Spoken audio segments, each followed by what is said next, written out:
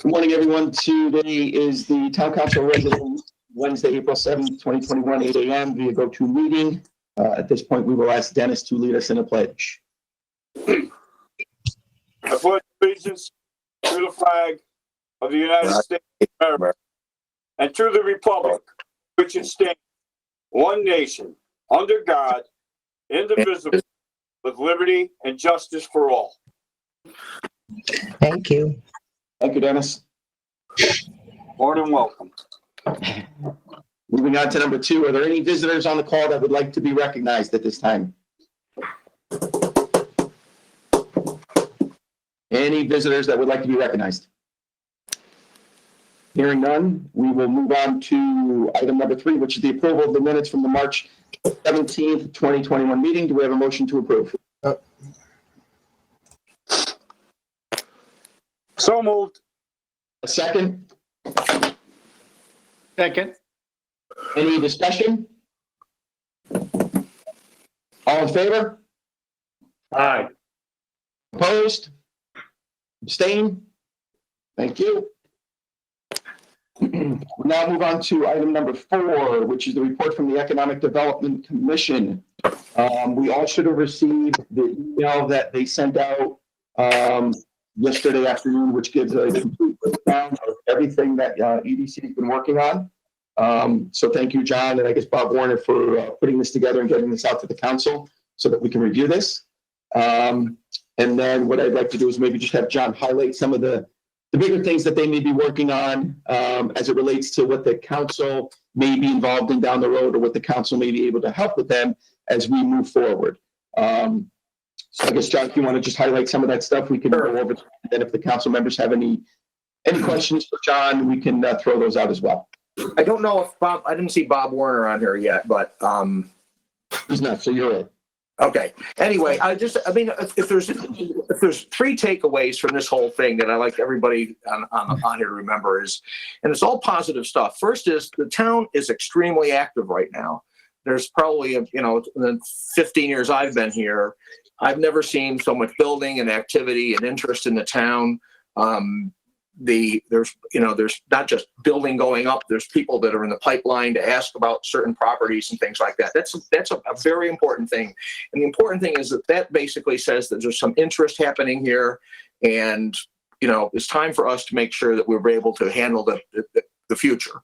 The second is the EDC. We're very active. Some of the things that happened because of ourselves, and some of the things were just been fortuitous that's kind of like happened while we've been working, based upon a couple things really. One is the core team we've got is a pretty good core team. It's taken a few years to get kind of the caliber of the people we've got on there, the talent and the resources. The other is we've got these alternates now, which finally the new charter gave us, so it's great. So we're moving, and I got to say the certain departments are working a lot better. Having Carl, having a professional full time that actually the wheel does not have to be reinvented for a lot of things is very beneficial. Just kind of a quick overview that looking at the into some basis for my statement of why things are great. The outline is there. But aside from the Indian River development, there's like 4 or 5 different places along Main Street that are developing either market residential units or mixed use units. Just recently, for instance, just to highlight some of this, I've spoken yesterday with Ace, who they're the people at the Carefree Boat. They bought that entire Chittenden property from 1 to 3 and all the way back to the cleaners. I talked with him. He's dealing with Matt Williams. He's got some serious interest in doing major renovations there. I call him because I've stayed in touch with him over the last few years when they first moved to town. I mean, the fact that this guy, who's a real estate guy, basically not a Carefree Boat, says, I want to keep this office forever. He's investing real money in the town is something. I mean, that's a very, makes you feel great, actually. I'm just looking at this thing to say the land use office, by the way, is doing a great job. And can't say enough about how Kathy King, when people call, it's actually like, how can we work with you to make something happen? It's not like, here's the rules, here's what we got to do. Get back to me when you've done them. I mean, that whole attitude is just, it manifests itself in more interesting people. We've got interest in the coffee shop, coffee break, a couple different people. this Van Wilgens didn't happen this year, but it's going to happen. That whole west side of town is going to look good, and a lot of things is happening there. The other thing, if the current project that we've got two major things. One is this downtown revitalization program, which really started. The genesis was that Carl announced we could apply for a grant. We got the STEEP grant, $128,000, and the whole intent has been not to have this thing as, it's been sometimes in the past. We get a STEEP grant, we put in some sidewalks, and it's like next, we go back to business as usual. This is an opportunity, and I think we've been realizing it, an opportunity to make this $128,000, which is not a lot of money. The town council, we kicked in $15,000 of taxpayer money early on. This is an opportunity to really start something that has to have been done for a long time in Clinton, and that's actually to clean up our downtown, to make it better. And it's just, we're running in parallel with that. As I say, you've got the coffee break up, you've got the Totaro building is actually, people have actually called on the STEEP grant from them. We've got the corners, basically the corner of this whole thing, like Post Office Square. We got the train station. And, what we've done is to use this to actually get more than just the EDC and some local town people involved in it. And also to use this as an initial grant to actually be used for proof to say, now that we've done this, let's get on the grant train and start getting some more grants. Let's start letting people know that we're serious about this thing. We've got the application. Once we get the actual grant, which is, I would say there's no real rush to get it immediately, because once we get the grant, we got 3 years to get this thing done. But to have everything teed up to make sure that we're ready to accomplish this, I think, is the important thing. We've got an application and award approval process. It's pretty much been revised a few times. We're pretty close to knowing what we want to do. That's the way it would be executed is the EDC would pretty much shepherd this thing. We would make recommendations. We would kind of go through, and it's got to be done equitably. But at the same time, the trick here is how can we leverage this initial grant into as much impact as we possibly can in town. And one of the words I want to keep using is visible things. People in every town in the country hear a lot of stuff of what we're going to do, and this happens a lot here. But if people actually see something happening like they are now, then I think you're going to garner a lot more interest and get a lot more people involved. And like even right now, we've enlisted Matt Williams and Diane Nazarko with money we have left in the Please EDC. enter your audio PIN followed by the pound or hash sign. If you do not have a PIN, just press pound or hash. This conference.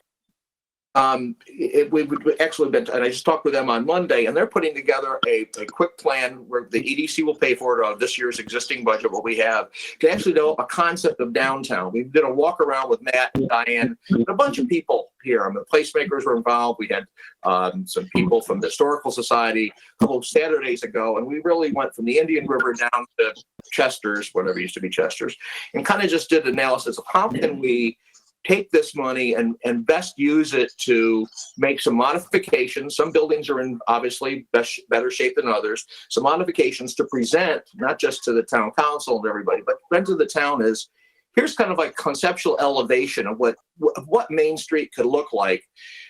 Even some simple things, just like a complementary color palette of paints. We all, how great it is just to paint something, but extending facades, changing mansard roofs, all sorts of things that Matt and Diane, because they do this for a living, and I think also Matt has got a great understanding of the aesthetics of what Clinton is, whether he's building an Indian River or a house out in the hammocks, everything he touches just looks like, God, this is great.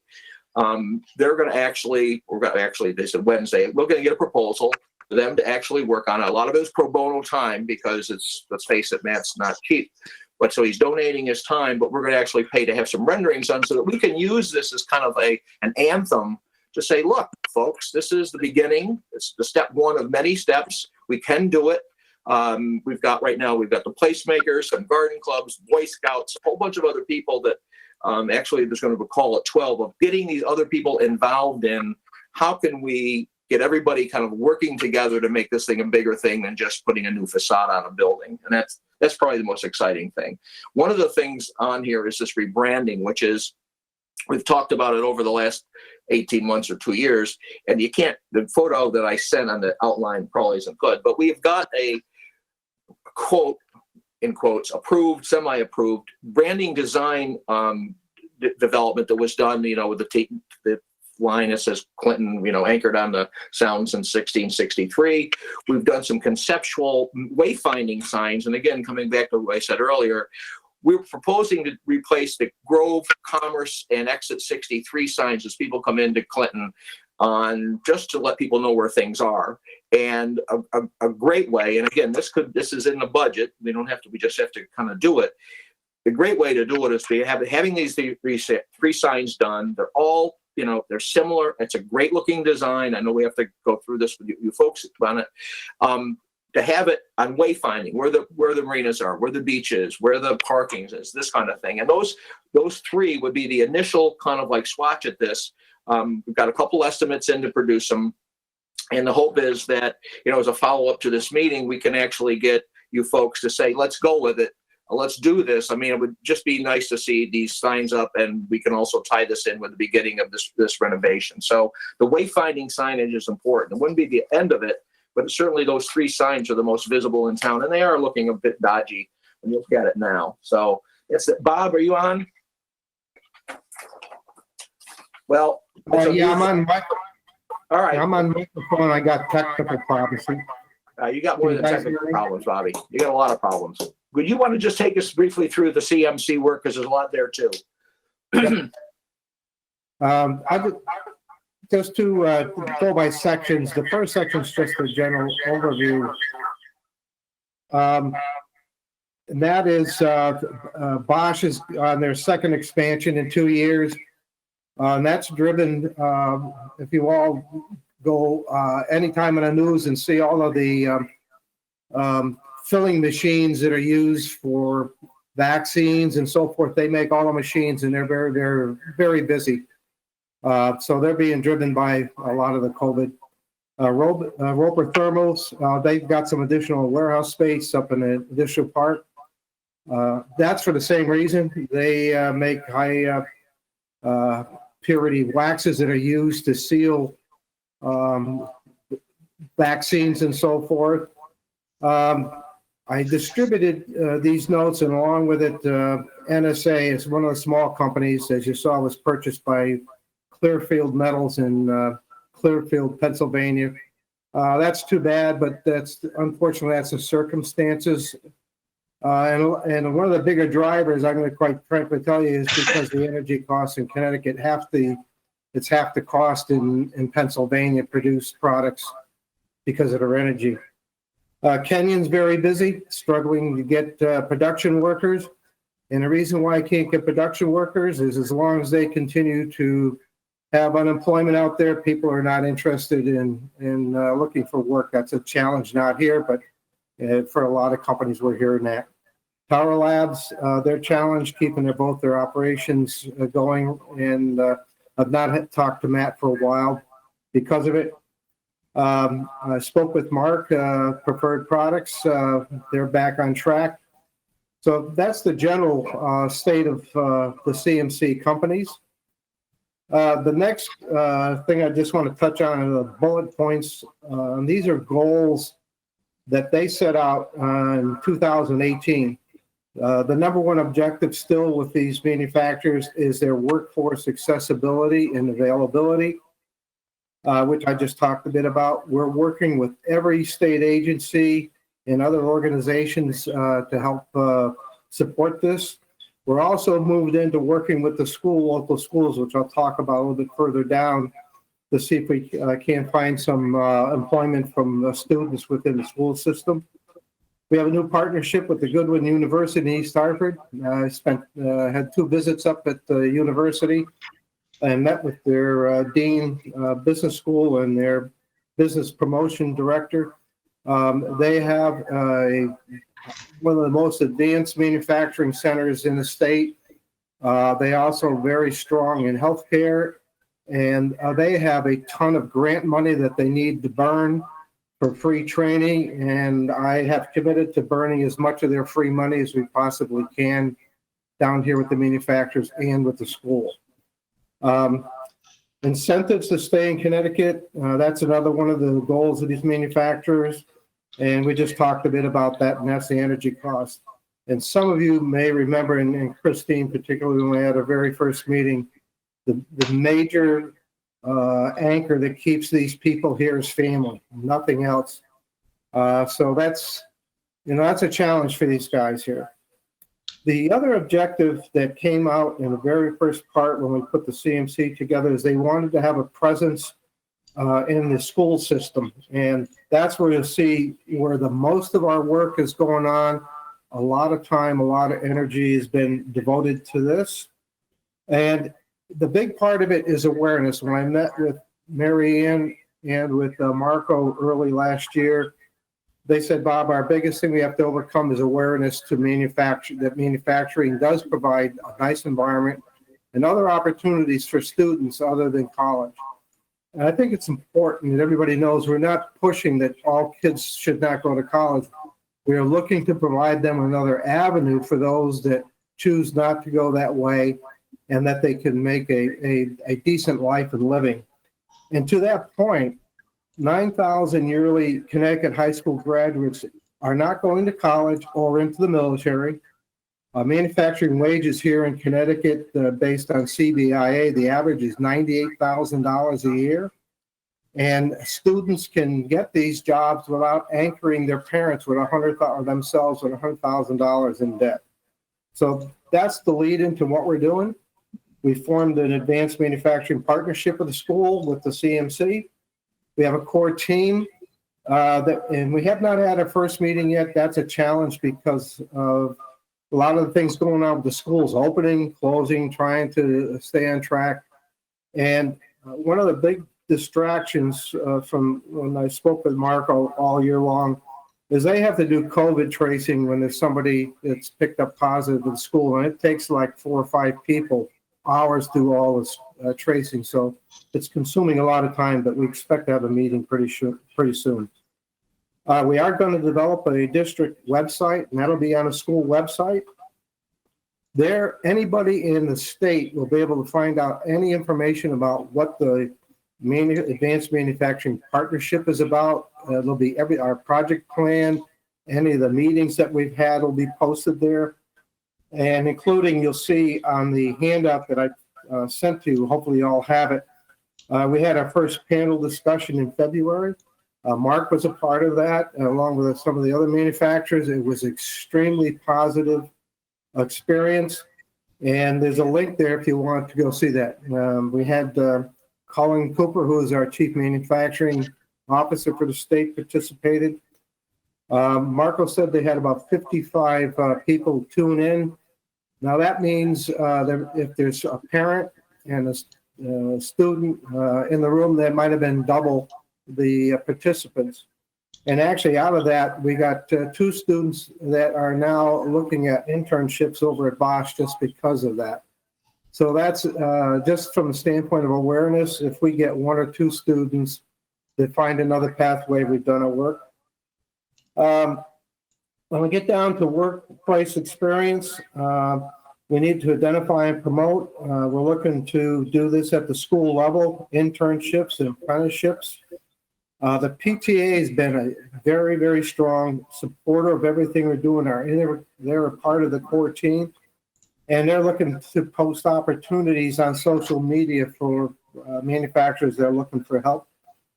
Laura Colbank has just been an ace. I've been working with her, and she's working with the guidance council at Morgan to help post jobs. So we're trying at the school level, as I said at the beginning, to try and find other avenues for these people to get help. What's called Ready CT, it's called the Educator Externship Program. That's happening right now. It's sponsored by the Connecticut Science Center. Early last year, Bosch and Morgan were selected as the first school and manufacturer down here in the shoreline to participate. And in short, what that is a teacher, an administrator, and a school counselor that will be visiting Bosch 3 times a week for half a days. And that's so they can get exposed and understand manufacturing, and manufacturing can get to better understand what the school is offering. And that's happening as we speak. Goodwin University, our next event is a big one that's going to be coming up at the end of May. they have a 44-foot advanced manufacturing mobile trailer that we're going to have down here. In fact, they had a meeting yesterday at the school with their team of, it'll be at the LA school, it'll be for the middle schools, for the middle school, and we'll be putting 122 students through this trailer. Again, it's just to expose students to what manufacturing is like, and it might help them make some future decisions. And the reason the middle school is chosen is that will help them make some selections when they go into high school to take engineering or maybe some other courses. Very excited about that, and we'll hopefully have a date. It could be one day at the end of May, and that trail will be here for a day. They go all over the state, and that's part of a connection they made up in with Goodwin up in East Hartford. Advanced manufacturing actually is going to be a part of the strategic planning Marco told me in September. That's exciting. And Marco is currently working on another Perkins grant. Manufacturing, and we sat down with Marco early last year, and we did get a Perkins grant for $45,000. They bought machines, drones, other software tools, and et cetera, to put into the school system. And the focus of this next Perkins grant is for summer engineering camp for female students. It's all across the state and across the country. We're trying to interest young girls and women to get involved with engineering, and that's part of this process. And then the other is to provide some teaching for the students. That's pretty much the snapshot of what's going on. There's a lot there. If anybody cares, if you have any further interest and you want to talk offline, I'd be happy to bring you up to date. There's an awful lot going on with that. That's the major focus of the EDC right now, is working with the schools. I think that a couple of things, just out of all the work that Bob has been doing this, it kind of also exhibits when you get different groups together in this town, like the PTA and the CMC and the EDC. That's, I think, where you really leverage all the talent here. I mean, it's very often we sit around with, there's a problem over here and somebody's fixing it and somebody's doing that and some group's doing this other thing. But if you put the people together, I hate the word just synergy because it's such a 19, it happens. So just in just leaving you guys here, I mean, one is there's an awful opportunity going on around here right now. And what that means is that when people start, as anybody knows in real estate, when people start taking interest or becoming aware of something is happening somewhere, you're going to get a lot more interest in people looking at it. People are investing money in our town. That means is that when they get here or they're calling somebody, we better make sure that we update and we get everything working as well as possible. And that's the P&Z, that's the Inland Water Commission, that's the EDC, that's the office, that's everything, because we're going to have increased in town. We've got a talent pool now too. We sold almost twice as many houses last year as we did in 2019, and we're running off at the same rate about right now. There's going to be a whole talent pool of new people coming to town that, you folks in the TC should find some way of tapping into these people, of getting them involved in our town. So it's not the same old faces on the same old boards. There's some opportunity here. And I'm just saying, things are looking great. But let's make sure we take full advantage of this opportunity where we're at right now. Thank you, John, and thank you, Bob. Appreciate all the work you guys have been doing and getting this information to the council. Are there any quick questions that the council may have for either of them before we move on? No, but Christine thank you. Brookfield here. Hello. Go ahead, Chris. Sorry, Chris, who's, Christy, go ahead. thank you. John, I don't know if you have discussed the governor's bill. I think it was SB 881, which is regarding workforce development. And there's quite a bit of components in there that are very similar to what you are working on. So kudos for you for jumping the gun on it and getting it moving. So definitely take a look at it if you have not. There's definitely going to be a significant ramp up within the state if that legislation goes through. I don't see any reason why it wouldn't. There has been tremendous support for it through public hearing testimony. So that's SB 881. Roger. Thank you. Anybody else? Eric Bergman here. John Allen, thank you very much. Bob Warren, wonderful briefing. I've been spending the last 6 months or so really going through this plan of conservation and development, and it looks like a lot of the specific action items have the EDC as the lead entity. What would you like from the council? And I've discussed this. What would you like? What types of supports would you like from the council moving forward? Well, I mean, a while ago, we actually went back to that was Board of Selectmen at the time. We did identify 4 or 5 things out of the POCD, which I'm very glad you brought it up. It depends, because if you look at it, the EDC is supposed to be getting things together with planning and zoning and some other people.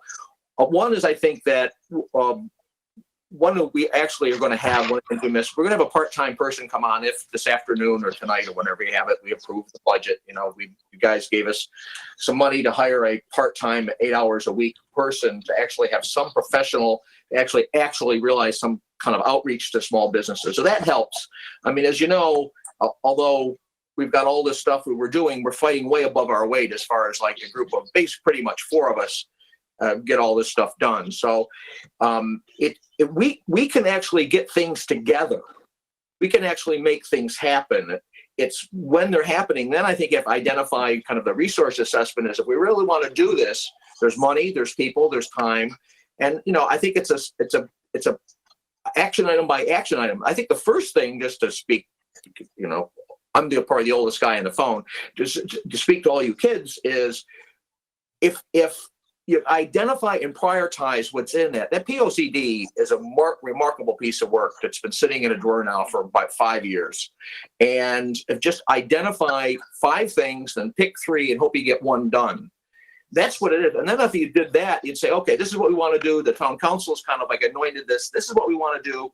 Now, the downtown revitalization itself, we can morph into a lot more than that. I mean, we got the Marina District and these other things. So you could actually look at what we're doing right now and say, you know, contiguous with this is the marina, and which is a huge part for this, our town here is the draw. And just identify that. And, you know, there's, you know, a lot of it gets down to planning. A lot of it's the weeds and the heavy timber. So how do you change the regulation in this town? We were always talking about having the planning and zoning change regs. So some of them are way outdated. Some of them are just too Byzantine. So I think that's what it is. But just to do something, the work, the kind of like it's a paint by numbers kit you've got in front of you. Just look at it and agree on what you want to do, and then call us and we'll help out whatever we can. Thank you. Anybody else? All right, thank you again to John and Bob for all the work and the information you provided to us, and we will keep in contact and obviously keep these conversations moving forward so we're all on the same page. Thank you again. Welcome. Thanks, John. Thanks, Bob. You're welcome. Okay, we will move on now to number 5. So there was an omission on the appointments and reappointments for the BAA. There was a resignation on the Board Assessment of Appeals last week. So at this point, there have been some names that have been put forth. If you would like to have a discussion about it, we would need a motion to add the BAA appointments to the agenda. Is there a motion to add that right at this point? So moved. Is there a second? A second?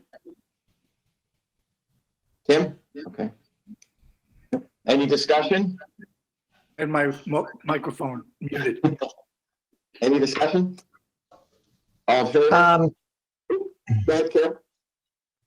No. No? No discussion? All in favor? Aye. Aye. Opposed? Abstain? Okay, thank you. So the first one we'll deal with is an appointment for Ryan Thompson, unaffiliated, to the Water Pollution Control Commission for a term until 6/30/2024. Ryan is on the call. If anyone has any questions or find you'd like to say a few words, feel free. Oh, yeah, thank you.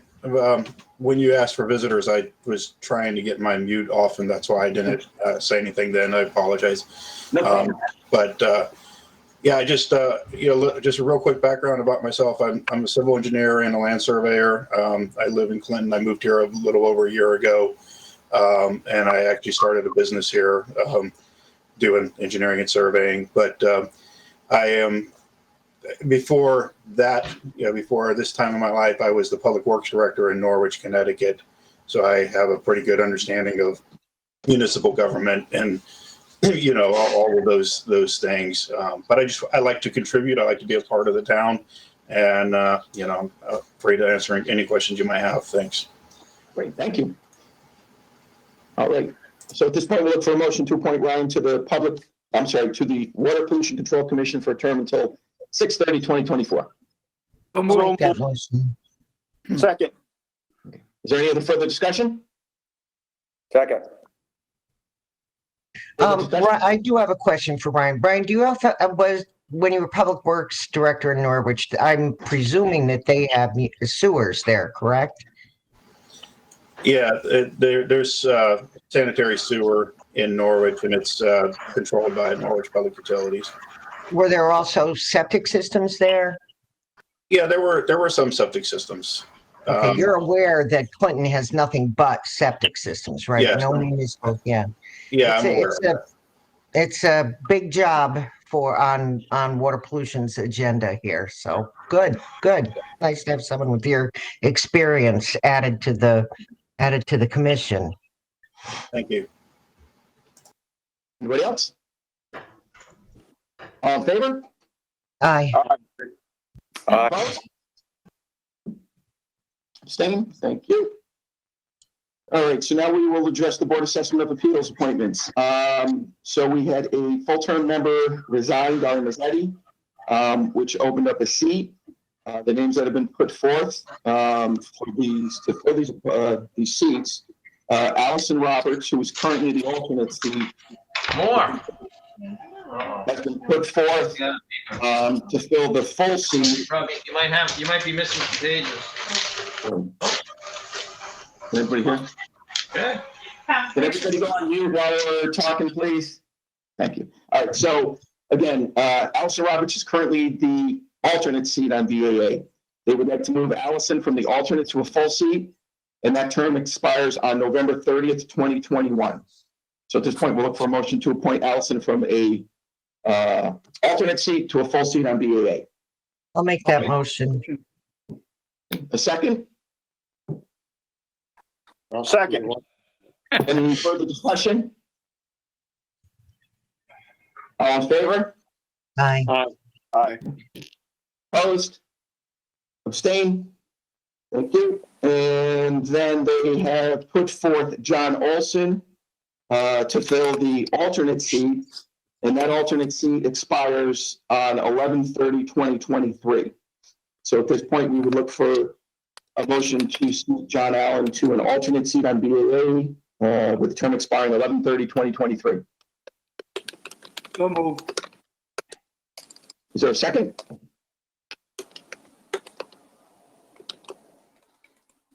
A second? Second. Any further discussion? I'd like to hear from John as to why he would want to be on this. I know John has a history of being involved in various committees in Clinton, and not one of them has worked out in a positive manner. His last role in Clinton was as chair of the Board of Finance, and it ended in a very ugly fashion, and John was either removed or quit the Board of Finance in a hugely ugly fashion, stomped out of the room and cursing at his fellow commission members. The point being that John is not a team player, and the Board of Assessment Appeals needs people that are of the same viewpoint and are able to leave personal feelings out of the equation. They have a specific task that is outlined, and to be adhered to. I mean, I've read the minutes for the Board of Assessment Appeals, and there was a lot of instruction given early on as to how they are to do their jobs. And John is a rogue. John always flies rogue on the committees that he's on. I am very aware that John wrote a letter concerning me and my role on the town council and having a job for the town. This has nothing to do with that. I swear to God, I will abstain from voting either way on this. I just don't know if this council has the history of John's participation in various committees in front of them and understand that that John is special. John has a history of being extremely disruptive on committees that he's been on. Sorry, John, but I cannot vote to put him on such an important committee. The Board of Assessment Appeals determines our grand list and our mill rate and everything else. It's huge. So they need people who can work together as a team. And I don't see John in that category. Anybody I'm else? done. No? Any other comments? How do people feel about having John come forth and speaking to us prior to taking a vote, or we can take a vote today? I'd like to have him come forward. I Dennis? too. I was just gonna say, I at this particular moment, with all this information coming to us, I feel a little better tabling this until we had a chance to talk to John, to get his side of the story, and also so that we can sort of digest this information. It just, this is. I agree. He will either persuade or dissuade the council from his appointment. So I think it would be very important to have him speak with the council. I think so. I've had interactions with John when I was chairman of the Charter Revision Commission, and he brought some very good thoughts to the table.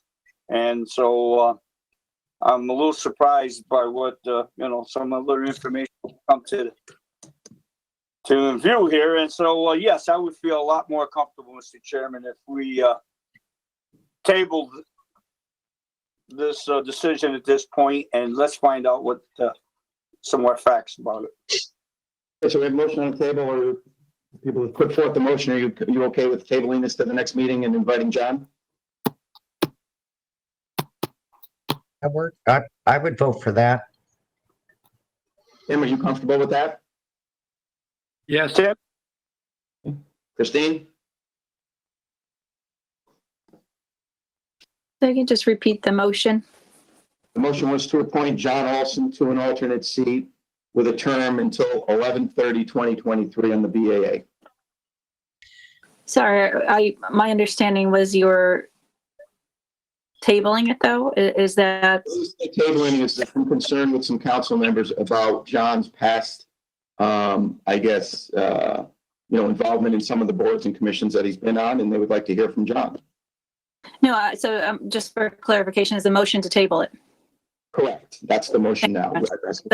I will agree to that, yes. All right, so we will table John's appointment until the next meeting and invite him to attend.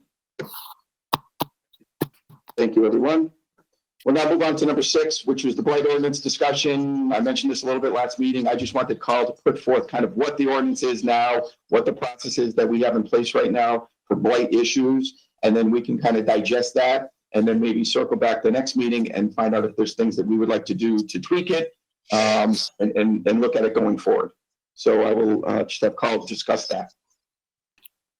Sure. So the blight ordinance requires a little bit of an update because it refers to positions that are no longer existing by the charter, but you can kind of infer who the roles are. So the process of filing a complaint requires an individual to provide a written signed complaint to the first selectman, which I would read as the town manager, or their designee. The individual who's been designated to receive the complaints has been the CEO. So the complaint goes to the CEO. There is a review process to determine whether there is in fact blight, and there are definitions in the ordinance of what blight can constitute. An individual is served notice if there is a determination of blight taking place, trying to get corrective action. If there are problems in getting the blight violation corrected, you can move forward with a penalty process. There has been in the past a hearing officer in order to hear the complaint from the individual who is not coming into compliance. The way the ordinance originally wrote the appeal was to the Board of Selectmen, or the Board of Selectmen had a hearing officer. So in this case, town council would be swapped in for Board of Selectmen if you wanted to hear an appeal, rather than having a hearing officer. The other path these complaints can take is to go directly to court, and the court is the hearing process. So if we don't have a hearing officer and the council doesn't want to hear the complaint, it moves on to court. Some of the more recent problems we've had with things that would be classified as blight, the attempts are to try and get voluntary compliance first, make sure that somebody responds. In some of those cases, we've had properties that are lost in the shuffle on a probate. So it's a matter of going through the probate records in order to identify the responsible entity to address the property. There have been some foreclosed properties that have fallen into a state of disrepair. And again, it's trying to find who the mortgage servicer is in order to make sure that the property is properly maintained. We did have an internal discussion on blight a while back, trying to figure out what would be a good path forward in order to try and get some solutions available to the public rather than simply just this rote process of providing notices of infraction. So every property's got a backstory. Some of them are individuals who don't have the financial means in order to maintain their property. Others are just not physically capable of doing such, and then they have some willful decisions by people who walked away from a property, or are property owners who don't live in Clinton and have less interest in maintaining their property. There have been a number of state statutes which have beefed up the ability to respond to blighted properties. Some of that language is not included in your ordinance here. So there may be other tools in the toolbox that could be worth some discussion with the council. And I think there's a bill that's up in Hartford that would extend the ability to appoint a receiver to force the maintenance of the property. Actually, Christine, that was in front of your committee for a public hearing back in February. So I don't know whether that's coming out or not, but that was supposed to extend the ability to have a receiver for towns under 35,000. That would create a mechanism to get the property cleaned up. I'm not sure where all else you want to go with doing this. You can put liens on properties if the individual doesn't come into compliance, but the lien means the town is paying for the repair, and you're not going to see money back until the lien is settled by the house being sold. Thank you, Any other questions? Carl, a couple of last year, I was talking with Mike D'Amato, the interim CEO, and he works in multiple towns. And I brought this up a while ago, 2 years ago, maybe. And he works with an aspect of a blight ordinance called a clean and lien, where the town goes in and with the Public Works Department and cleans up a blighted property and then liens the property for the amount of the work involved. And it keeps neighborhoods nice, and generally properties that are blighted are in financial distress. I mean, nobody wants to live in a slovenly manner. So the houses that they're cleaning are either in the process of foreclosure or, like you say, in probate, or and they do eventually get paid for the time and energy that the DPW put in. And a lot of times that would be a valuable solution to us to send in a team to mow the lawn and trim some bushes and maybe haul some junk away and put a lien on the property.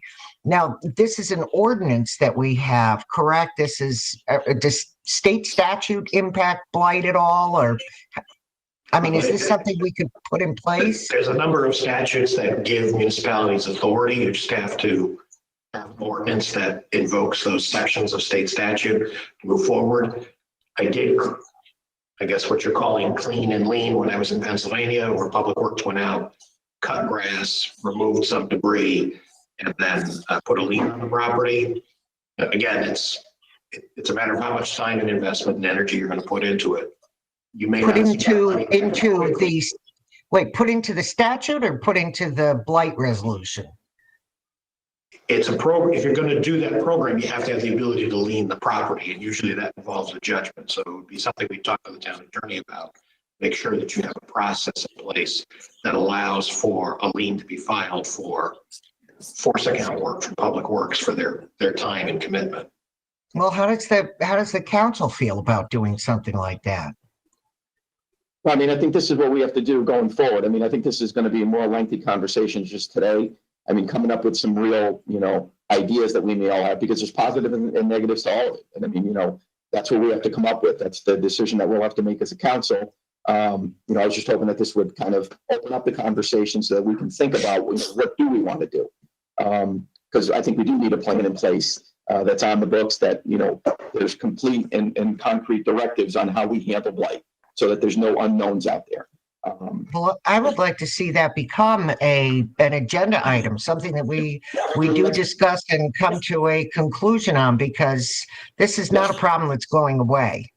Okay, and I mean, that's one thing. I mean, next meeting, we can certainly talk about it again and maybe get some more ideas from council members as far as how we do want to handle this going forward. This is Tim, Mr. Chairman.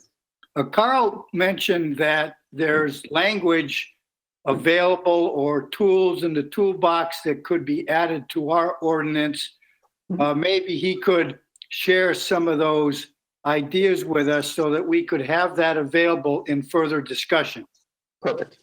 Yeah, I can give you a menu of other things that the town could invoke in order to help fill some of the gaps we have. For properties in foreclosure, whoever the mortgage servicer is has responsibility to maintain the property, but we don't necessarily always know who that entity is. So, there is authority to require foreclosed properties to be registered so that at least we know who the responsible entity is. And then the bank or whoever owns the mortgage has to be on top of maintaining the property and cutting the grass and the like. I know as water pollution clerk, and when fines were imposed for properties not getting their septic systems pumped, I understand that properties that are in foreclosure change hands regularly. I mean, banks buy out loans and buy out. But always at the end of the day, if I could get to that person, they were more than willing to pay for the process. They were more than willing to get the tank pumped and pay the penalties involved. So if we go that way, I think it's promising to have a level of cooperation that you don't see from doing nothing. It's the bottom line. Yeah. I mean, I think it's easier if people understand the process that we have in place. So if the ordinance is in place and we all agree on. Yeah. Thing, if it's easier. clear, concise, and we enforce it. Yep. All right. All right, so we'll keep that on and go on the next agenda as well so we can discuss further. All right, anything else? All right, thank you. We will now move on to 7 chairman's reports. So just a couple of things. So I know people have kind of seen out there that the community service, a gentleman by the name of John Harrington wants to set up a cleanup Clinton at the town beach. So he is setting something up on April 17th, 2021, meeting at 9:30 at Town Hall to get a group of people, whoever would like to volunteer, to go out and do some work. the town center, the beaches, and the marshes. So that is in place for April 17th. And also want to give a big thank you to what's called Clean Up Clinton. Liz Smith does it. And she kind of garners up some volunteers to go around town and clean up on some of the roads on the weekends. So that's something I think she started last year and continued to do this year. So just wanted to thank her for that. Also, just want to give a congratulations to the Morgan School student athletes who competed in the fall and in the winter this year. We were able to put teams together that competed in girls basketball, boys basketball, volleyball, fencing, wrestling, swimming, cheer, gymnastics, and hockey during the fall and winter sports. And the Morgan School boys basketball team was undefeated and won the Shorelines this year. And actually, the fencing team had women's foil and men's épée conference champions as well. And just recently, Megan Cafferty was named All-State in gymnastics. So just want to give a congratulations to all those athletes that were able to compete, especially the seniors who obviously their last year were able to get out on the court and compete. Lastly, as a follow-up to our last meeting when we talked about the Board of Ed and going through budget season and maybe opening up some conversations with the Board of Education and the town council so that we can kind of work together and get on the same page. So last week, Carl, Mary Ann, Erica Galvin, the chairman of the Board of Ed, and myself were able to get together and have a meeting. And it was very, very productive. I think we are all on the same page. So we're going to continue to, Mary Ann will continue dialogue with Carl about how we're going to continue to, keep this moving forward. One of the things that they will be doing is coming forth in front of the council with a financial update so that periodically we can get that information from the Board of Education so that we know where they are. The big picture was we want to get away from the why do we have this, why do we have that, and basically talk about the bigger picture about how we can all work together, town and Board of Education, because we essentially are all on the same page. So we want to get away from the us versus them, understand that we all need to work together. That's the only way that we can move this town forward, financially, and make sure that, that we work together in a cohesive manner. So that was a great meeting. Mary Ann and, like I said, Carl will continue to have conversations about kind of how they'll work together with the council going forward. But they have agreed to come forth with some financial information sooner rather than later, so that we can also put maybe some sort of liaison when they start having their meetings in the fall, so that we are all up to date and informed when we go into budget season. So I'm very happy that we were able to all get together and have that discussion. Any questions? Yeah, Mr. Chair, in regards to that, I do hope though that in the future we'll do that. What I had suggested last meeting, I believe, is that I'd like to have us all sit down at a very informal type of a budget, or not a budget, but just a workshop, just to get to know each other and discuss, what's going on and what their goals are. We can tell them what our goals are, of course, and we want to work together. So I hope that we are anticipating something along that lines in the future, where the entire council can sit down with the entire Board of Education informally, not always in at one of our meetings or one of their meetings. But I've said enough. Thank you. Yep, no, we did talk about that as well. So that's going to be a topic that we'll continue to discuss on the best way to put that all together. And then we're open to it because they think it's a great idea as well. Great. So very excited about that. All right, anybody else? Yes. Yeah, Mr. Chairman, thank you for having, by the way, having John Allen with us, as well as John Warner this morning, Bob Warner from EBC. That's a thing that's very, very important to keep for.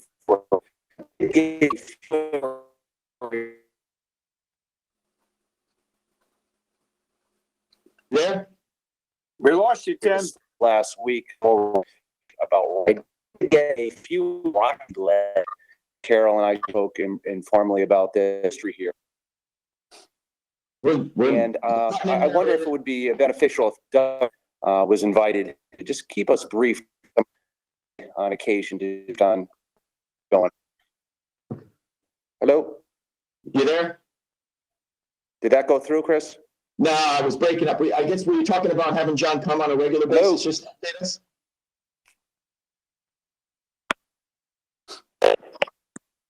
Yeah, I was, Matt Kennedy, I wanted to, if we could at some point have the WPCC chairman, Matt Kennedy, come. Yep, you got it. We will do that. All right, Thank you. you got it. Anybody else? Yeah, Christine Goupil, I just have a questions. The first one is, where do we stand on any correspondence for this evening's meeting? I am not positive, but it doesn't look as though I received any in my email. I'm just wondering where the budget at clintonct.org are going to. As of Monday, nothing had come into that email box. And was She checks it, so she wasn't here on Tuesday, but as of Monday, nothing. nothing was received. And we've received all the correspondence that was submitted earlier in the month, I assume. Okay, thank you. And also, we did post it. I had Mary posted to the Facebook the Facebook page, our Facebook website, our Facebook page on Monday, both links to the meetings, and we put in All Things Clinton. So we're trying to get it out there and, put it out as best we can. So unfortunately, again, when it's a virtual public hearing, it's not as much as we all would like it to be. So.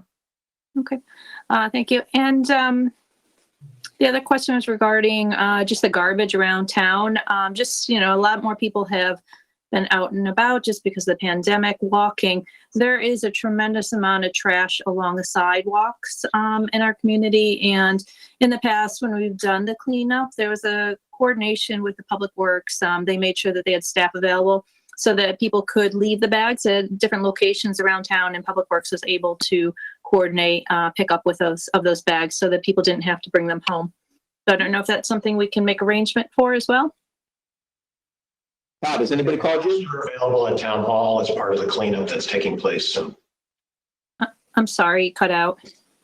there will be a dumpster at Town Hall for individuals in this cleanup that Chris announced. We've already communicated with the organizer that will make that available for the waste to go into, so they don't have to take it home. Okay, that's great. If there happens to be the town-wide cleanup, I don't know if we can coordinate just locations around the town. I don't know if there's going to be a scheduled one with the person you had mentioned earlier.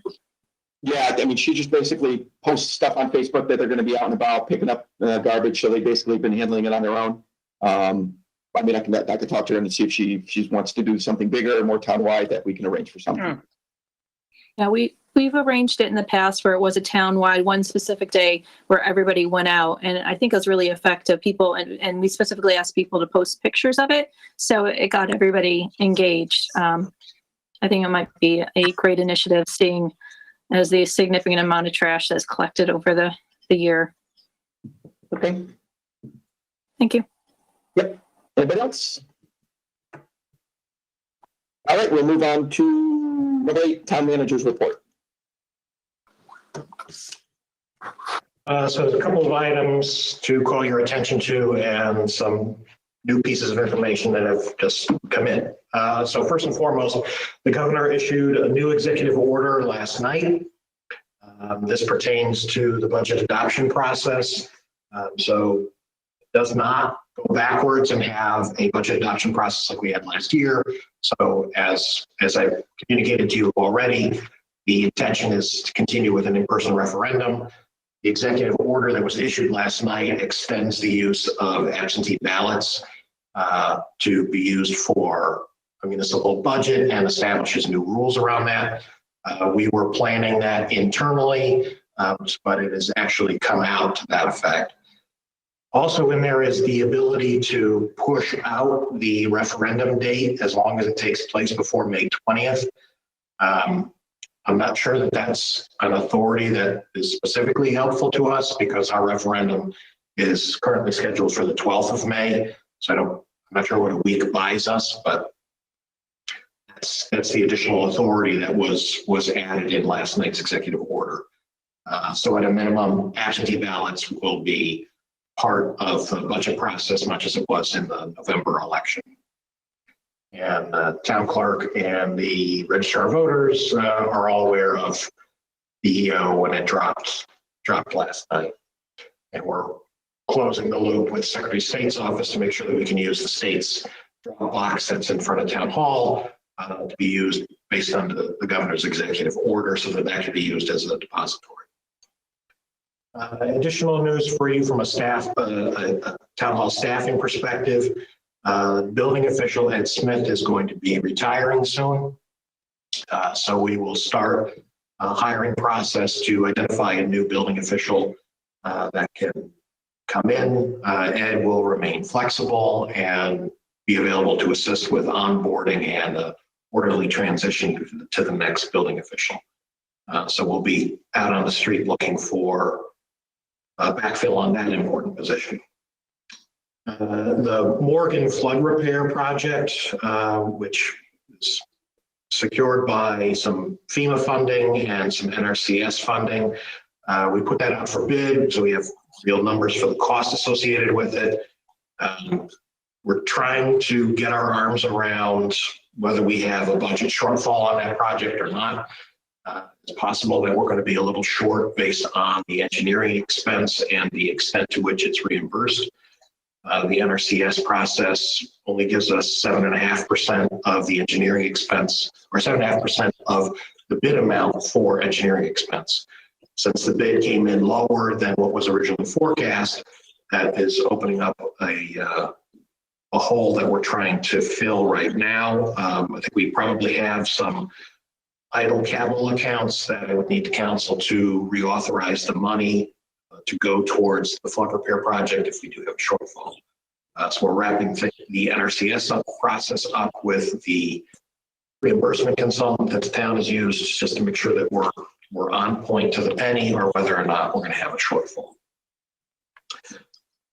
In addition to the discussion on the blight ordinance, there's some other ordinance concepts that are being discussed at a staff level that the council may want to give us some input on. First, there's an interest in having some sort of short-term rental permitting process. So this would be VRBO/Airbnb permitting, where there's an inspection process and a fee associated with having people using their homes as an Airbnb. Doesn't seem as if there's a means to stop that process because it's private property, but at least there's a means to regulate it. A few towns have these processes in place. So we're looking at that as to whether or not that's something that the council would be interested in adopting before there's a significant lift on the staff side. The other ordinance concept would be something for fire marshal fees. We currently don't collect fees based on the fire marshal's permit review and the like. There are a number of ordinances in surrounding towns where there is a fee for the fire marshals at a minimum plan review. Other towns charge for a large number of activities that the fire marshal does based on the needs of that community or their desire to have a fire marshal pay for himself. So that too is a ordinance concept. It's pretty easy to write. It's obviously the issue gets down to what's a fair and equitable fee, and based on what our surrounding towns have, at least it gives us a benchmark for what is a good and acceptable fee. The only other item is this continued discussion around the American Recovery Plan. It's in my written report that it's been a topic of conversation at the COG meeting. It continues to be a topic of conversation at CCM. There's an awful lot of talk, but we're all sitting here waiting for Treasury to issue guidance so that we know what is an eligible and what is an ineligible expense. I think we all kind of know the process of how the dollars are going to flow. We just don't know what we can spend it on because the federal legislation was very wide and meant to be flexible. We're waiting for specifics so that we know how those dollars can be spent. Those are dollars that will flow directly through to municipalities. So Clinton's dollars will go from the feds to the state, and then the state has an obligation to release it to municipalities. So those dollars will flow from the feds. Later this month is the milestone for the Treasury to release the dollars. Funding to Clinton will probably be another 30 days after that. So May would be when we would anticipate getting those federal funds. And then the hope is that guidance on the Treasury will come at the end of the month at that 60-day window So we know what we can talk about for how federal stimulus dollars could be spent locally. The only other item is preparation for tonight. After the public hearing is a discussion on setting the budget. I'm trying to get you refined numbers on the net grand list based on now that we've got the Board of Assessment Appeals completed with their process. As I noted at the beginning of the budget process, I did discount the grand list, trying to hedge for what we would see for possible volume of appeals going to the Board of Assessment Appeals, as well as potential action that they would take. So the assessor is wrapping that work up hopefully today. I guess trend-wise, the grand list will grow higher than what was put into the budget. So that will provide an opportunity to reduce the mill rate without making reductions in expenditures. So it's a bit of good news going into this evening's process. And that's it. Thank you, Carl. Any questions? Yeah, Carl, I have just one thing I just want to talk about the blight receivership. That did not make it out of committee, just so you're aware. My other question, yeah, I know. There was just too much legislation this session. The other question was regarding the federal funding that's going to be coming down and whether or not tonight we can have a analysis of what currently is capital and potentially that can be used with those funds as opposed to utilizing for a capital process in terms of the town budget. Yeah, again, without having specifics on the treasury, I'm left with the sort of the vague language that came out, and it all speaks to things that are COVID and pandemic recovery related. I don't really have a lot of that in our capital plan. There were other capital projects that I was thinking of as potential funding for enhancing communication to the public, trying to coordinate across platforms of email and text in order to better communicate with the public in times of emergency. But that's not in our capital projects for the budget at present. So again, pending specifics, I'm not sure how much it can help you. And then in terms of infrastructure, because some of the funds are going to be directly related to infrastructure improvements, anything within there? Yeah, infrastructure is an eligible expense. However, the dollars have to be, and this is another piece that's not clear, whether they have to be totally spent out the door by the end of calendar year 2024 or committed. There's been a big concern at the municipal level as to whether or not infrastructure projects, if they require state permitting, if the state is going to expedite its permitting process, we could spend until 2024 getting state permits on certain projects. So there is a concern of how those dollars, that deadline is how hard is it and how soft is it? If it's something where we can have the dollars committed in a project bid or something like that, maybe that's helpful. If it's the dollars have to be totally spent by the end of December in 2024, it's going to be hard to see how you're going to get any project done that involves state permitting. Okay, thanks. Question. Yep. Maybe I misunderstood you. Are you saying that possibly the communication equipment that is required by the police department and the fire department could qualify? No, this would be an additional communication tool. Fundamentals of dispatch are a basic municipal service. It is not, while it does help us in the pandemic, it is not an eligible expense, or would not appear to be an eligible expense. Okay, thank you. Anybody else? All right, thank you again, Carl. All right, we'll move on to item number 11. Oh, sorry, item number 10, 9. The town council liaison reports. Anybody have anything to report? Chris, we had our virtual meeting of the advisory committee of the Connecticut Water Company, and they discussed they have not disconnected anyone because of a non-payment related to COVID. They have some plans in place to finance people at their debt interest-free. But then they really spend most of the day talking about reinvestment in the infrastructure and the rate increase going forward. They're in front of PURA right now with a 20% rate increase for the town. And They do get a 7% infrastructure reimbursement on our bill now, but they have not had an increase, they said, since 2010. So it is quite a large increase. I did ask Mrs. Westbrook, who is the chairman, CEO of the water company, how our rates, or the Clinton Water Company rates, compare to other towns. And she said we are on the high side. Didn't give us a definite means, but we're on the high side, which means we're on the top 5 or 6% in the state for water rates. But, and then they talked about the FASA chemical issues that, Teflon breakdown that we have, and how they're monitoring. And Killingworth, probably the Killingworth Reservoir has their highest rate, still below federal allowable limits, but they are monitoring that. So that was it. Thank you, Mark. Did they give you any reason why Clinton's so high, or no? Just because?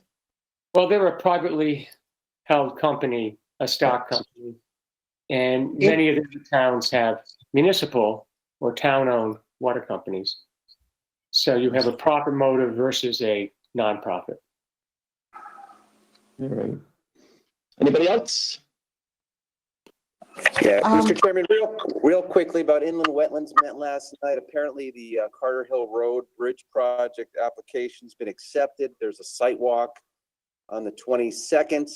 There's also talk about, there's been an increase in WEO permits for pools. I guess apparently because of COVID, folks are vacationing at home. And a little bit of discussion about structures under 10 square feet being exempt from permitting. And they didn't go too in depth on that. So more to follow, but thank you. Thank you, Eric. Carol? No, Do you have anything? I'm good. Anybody else? Nope, all good? All right, thank you. We will now look for a motion to go in executive session to discuss real estate pursuant to Connecticut General Statute 1-206D and invite Carl and Mary. Do we have a motion? So moved. Second, Second. discussion? All in favor? Aye. Opposed, abstain? Okay.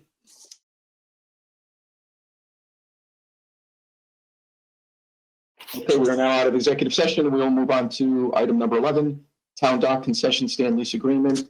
We will look for a motion to move forward with the Town Dock Concession Stand Lease Agreement and have Carl ratify that with the leasee. Is there a motion? So moved. A second? Eric? No, Carol, okay. Any further discussion? All in favor? Aye. Aye. Aye. Opposed? Abstain? All right, thank you all. Now we move on to number 12, which is a motion to adjourn. So moved. And a second? Any Third. discussion? All in favor? Aye. Opposed? Abstain. Thank you all very much. Have a great day. We'll see you guys tonight. Take care. You got it. Thank you.